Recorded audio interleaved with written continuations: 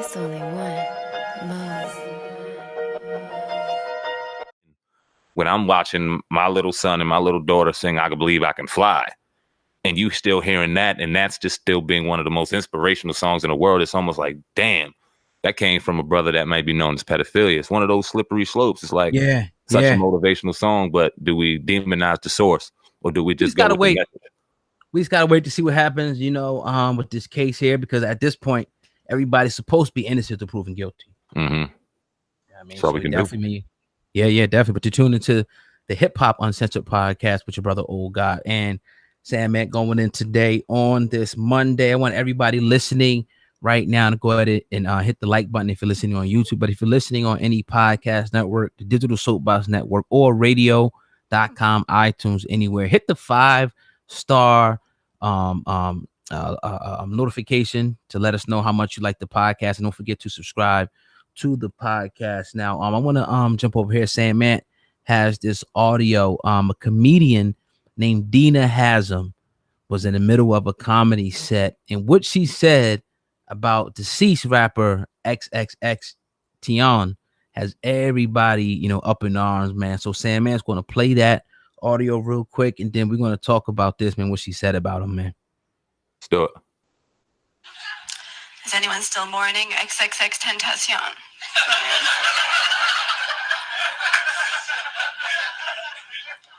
He's a rapper who was murdered. He's dead now. He was shot. He was on his way to buy a car with $50,000 in cash, and somebody shot him and took the money, which is very tragic. But I think also it would be a very good Venmo commercial. You know?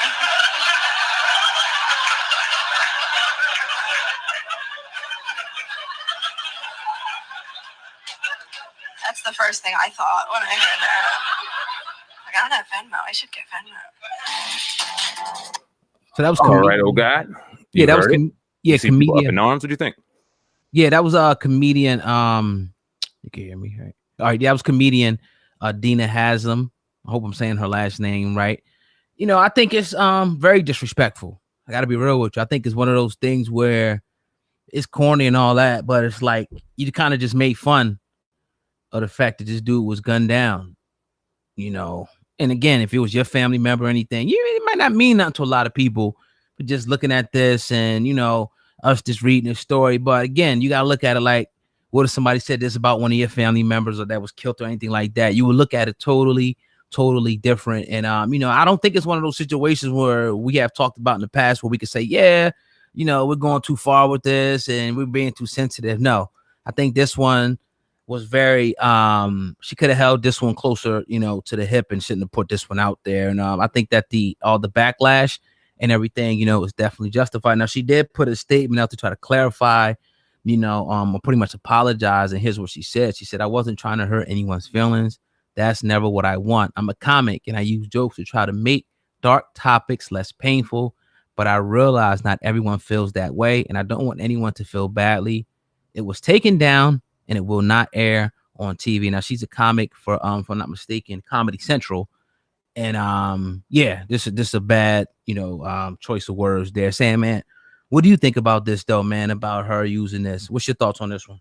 Oh God, I've been on record when we talk about comedy, when we talk about comedians going too far, to say nothing is off limits. I've said that a million times. And I put death in there, but it has to be done differently. And the comedian has to understand the climate of the situation, and understanding if they're going to go there, they better go there in good taste while being funny. When you go and listen to the audience, the second she said his name, these motherfuckers start laughing. It's like she ain't even going to a joke and you laughing. You're corny. There's some corny shit going on. And then you listen to the joke and it wasn't funny. The shit was whack. And when you talk and you go into a subject matter as dark as you just went and the joke is whack, you look like that. It was corny as hell. It made no sense. It was very, very distasteful and discolored in an arena where you're supposed to be able to go to any level you want to while taking those dark situations and making them light. This is what comedians do. It's great, but you fucked up and you dropped the ball. So you believe that death?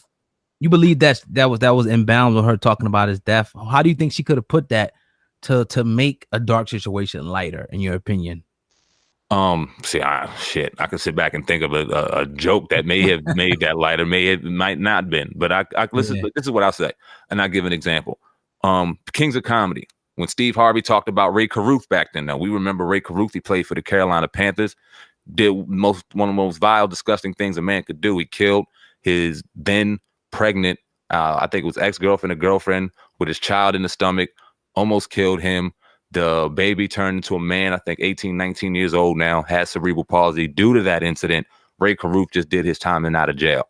Steve Harvey made a joke on that situation and went at the people in Carolina how they were crazy.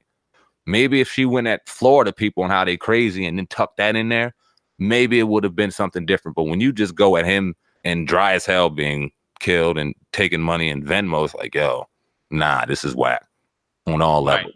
Right. On all levels. And yeah, you had to apologize. So, and apologize had to come because she had to play damage control because she seen her career just falling down the toilet faster and faster the more people hit her up. Hey, she got to take that one on the chin. It is what it is. She wasn't funny. Yeah, just, there's no way you can make light out of that situation. And again, the crazy part about it though, even though you say that, she's receiving a backlash and everything, I think you had Little Pump, one of these other rappers that, actually share this with stuff like this. It has an effect to where now everybody's talking about it. Now she's trending. So now the bag comes. It just is what it is. Now she's known for disrespecting this man. It's just the way the world is. It sucks. And but we're gonna talk about it here. And again, I guarantee you, she probably will never just stay out of our. You know what I mean? Why are you even talking about hip hop and shit? Like, I don't know, whatever. You know what I'm saying? Oh gosh, did she lose her job for this, or do you think that's jumping off the rails? Should she still deserve to do comedy and things like that? Yeah, get out of here. I wouldn't say that. I don't think she deserves to lose her job for anything like this, man. I think she put out a pretty much semi-apology and just move on from it, man. We won't even be thinking about this, in a few days. But again, it just, I don't want to say it's anything deeper to this. I think it was just a lady who just made a bad, disgusting joke at the wrong place, wrong time, and everything, and it went viral. Unfortunately for her, but it just kind of shows, man, how some people kind of just don't give a damn. Like, all right, well, boom, yeah, he died. He got $50,000. But it could have been a good commercial. Just don't give a damn. It kind of just showed that. I mean, yeah, take it or leave it. I don't want to take it any deeper either. I just think, yeah, it was what it was. She don't deserve to lose her job. She need to be fucking funnier. Yeah, just be funny. Do your job better, and you'll be cool. But yeah, off colored, off timing. The crowd was whack for even laughing at his name. And that was what it was. Right. Yeah. So that kind of is what it is, though, man. Here on the Hip Hop Uncensored podcast with your brother, Old God, and SamAnt today. I'm trying to see if there's anything else on the list today. I don't have anything on my side, but I'm going to do a quick search real quick to see if we got anything else. All right. So as you do that search, Old God, I'm going to sit back and we're going to do a little off script. I'm going to ask you a random question because I'm sitting back, man. I'm in Florida. And of course, the smoking, I mean, we do our thing. So smoking's been straight. The herb has been beautiful, even though I ain't been messing with nobody in Florida. But I've got my vape in my hand right now. I think this is a birthday cake. And you see now in today's age, the vape versus the old school discussion. Now, we two connoisseurs when it comes to this marijuana shit. We don't play no games. And I know we'd rather sit back, roll up, and smoke one all day long. But motherfuckers like this vape, man. So what's your preference, man? And give your reasons as to why. We doing papers or we going vape in 2018? I don't, blunt. We could throw blunts in there, but I mean, whatever. You know what I'm saying? People still rock with the blunts and everything. And we both graduated from that. Raw papers all day long. I think they're the best. You can get all shapes and sizes. And I think they burn probably longer than blunts at this point. But I don't know, man. I don't knock a guy for the vapes or whatever it gets you through. But I'm a guy who I want that fire to my shit. I want to smoke all over the place. I want to breathe in the essence. I want to feel it, I want to be smoking for 30 minutes.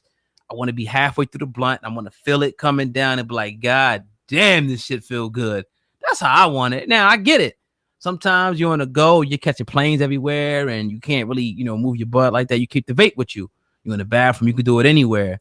It suffice. But me all day, man, give me the green. I want to smell it. I want to break it down.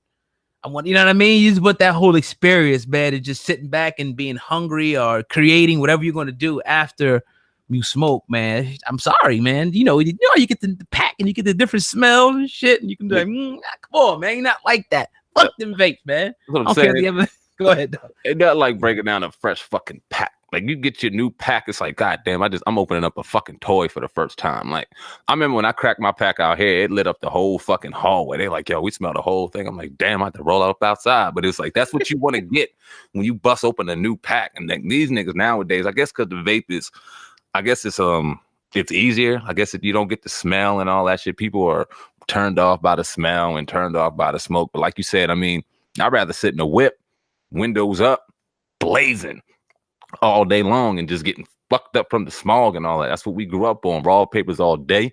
I like sitting back and just chilling and breaking down the herb and looking at the colors and all that, just enjoying the essence of the smoke, man. And this is lazy. This is right here, like you said, this is a get by joint. Like I could hit this now real quick, get you. Do you get high off that though? Like do you get high off that? Really? Nah, you almost don't want to. It just kind of gets you like, all right, I guess I don't need to smoke. Yeah. But you never get like, damn, I'm ready to eat. Like, word. Like, I'm trying to get right. You know, it's different. It ain't the same. And our pre-production meetings are legendary. We call them pre-production, aka just blaze sessions. And motherfuckers don't usually last through our pre-productions. We even had plenty of people in it, and motherfuckers don't last through because we get busy. And I miss that, man. This shit ain't. Ugh. Yeah. Imagine sitting there with vapes the whole time. It's to me, it's too electronical for me. It's too chemical for me. I need some real plant shit. You know what I mean? That's a fact. That's a fact. Let me ask you another question, man. I got a tough one for you. Ready for this one? Yeah. All right, man. Stretch, because you talked about this in the summertime. You like the summer over the winter, and it made me think, damn, stretch pants or sundresses? Which one do you like looking at more? The stretch pants season or the sundress season? It depends on the woman. It's only one.